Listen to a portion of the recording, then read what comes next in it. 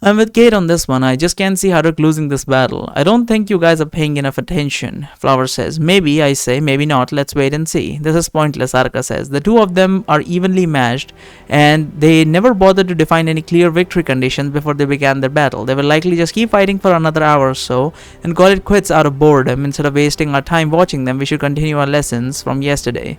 Well, you know me, I tell her. I will never say no to a magic lesson. Let me just get my notebook, then we can start.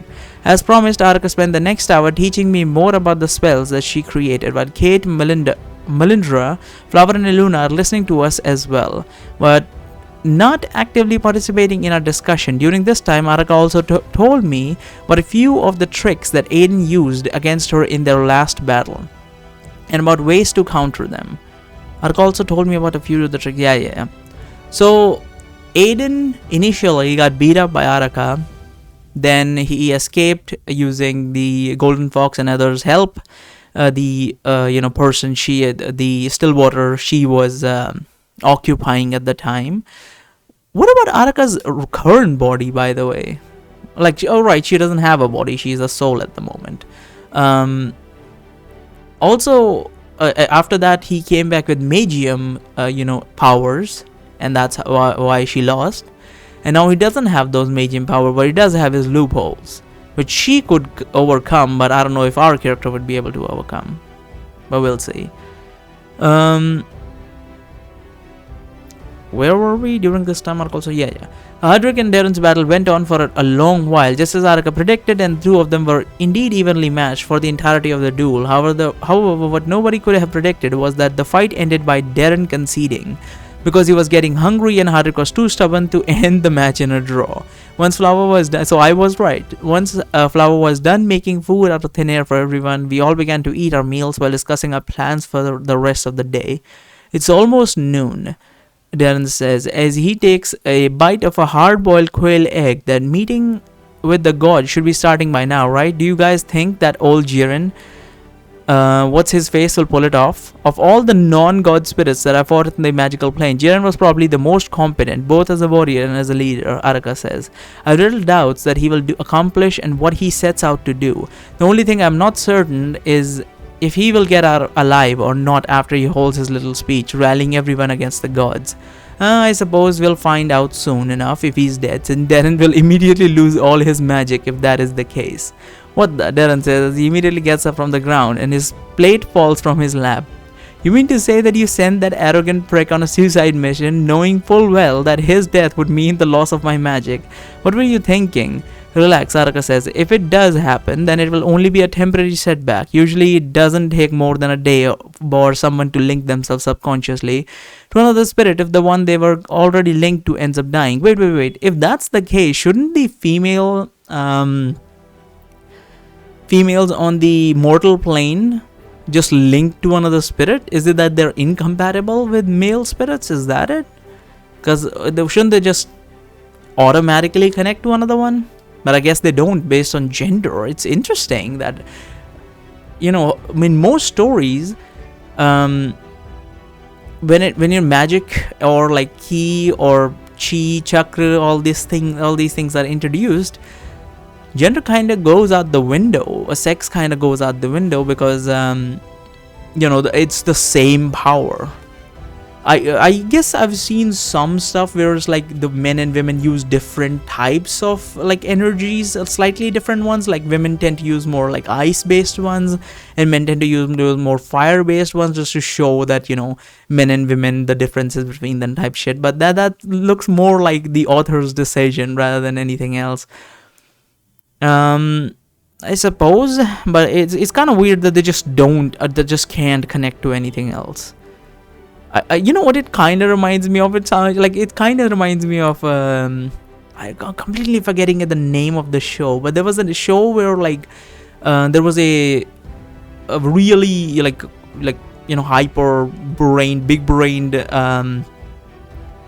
inventor, and she invented like a Gundam basically, and the Gundams are like no one can equip them other than women, and it's like that's why like society switches to like a more female dominated one, because like women are just like fighting at this point, like they go to wars. so men are not usually into all that, but there's one guy who can do it. And it's like everyone thinks he's the exception until like later in the story we find out that the creator on purpose did this.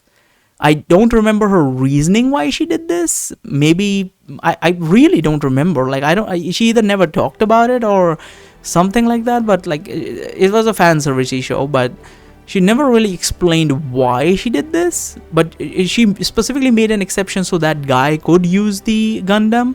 In actuality, he was not an exception. She made an exception for him, so men could use it, and no one figured that out for some reason. It's just kind of weird. So it kind of reminds me of that situation, like it's like on purpose, but it clearly is not in this situation. They just apparently are incompatible in actuality. Where were we? Right, now the spirit of the one they're already linked to ends up dead. Even if you link yourself wrong again, we'll just have to talk with the new spirit and tell him to fix it. One day without magic won't kill you. You still have your enchanted weapon, shield, armor, so it's not like you're really defenseless or anything. Yeah, but I only just got used to fighting without my armor again, Darren says. Do you have any idea how long it's been since I could move so freely without all that heavy metal dragging me down? Damn it, I really hope that bastard of a spirit doesn't get himself killed. So he just plans to not use his armor? I mean, it's cool that he can, but those enchanted armor really boosts his strength. Like, that's insane level. Like, he has so many enchants on those armor. Like, it's insane. Like, if this was an RPG game, which it kinda is, but like, if it was like a JRPG or like a more proper RPG sort of game, the game would just say no. Like, if this was Minecraft, you could not put that many enchants on a single item. It's like putting infinity and mending on a bow. You just can't do that shit.